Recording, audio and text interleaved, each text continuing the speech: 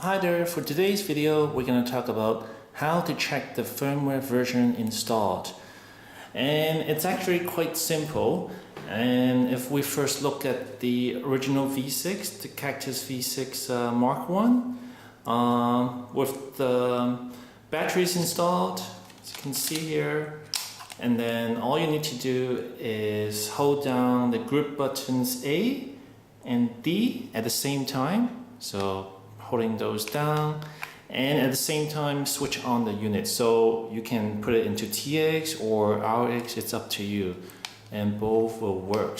And if I put that down and turn that on, and you can see it display the firmware here on the LCD. And of course that's the shortcut, which is also easier, but you can obviously also go into the menu, hit there and scroll to the sub menu, and then scroll back 2 times, and you also see the version of the firmware displayed.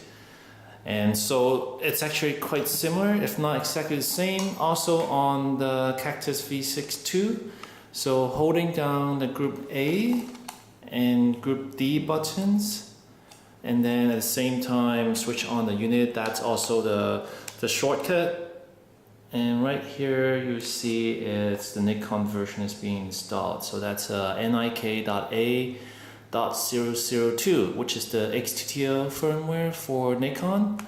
And of course the long version is just the same. Oh, it has the auto detect turn on. And of course going into the menu and then go to preference and then scroll left 2 times, and you will also see the firmware version displayed. So and that's that for the V6 and the original V6.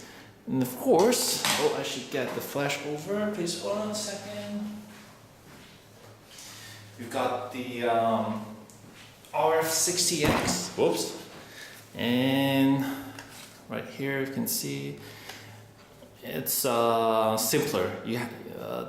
To display the firmware, all you need to do is to hold down the next button and then switch on the flash at the same time. So let's do it.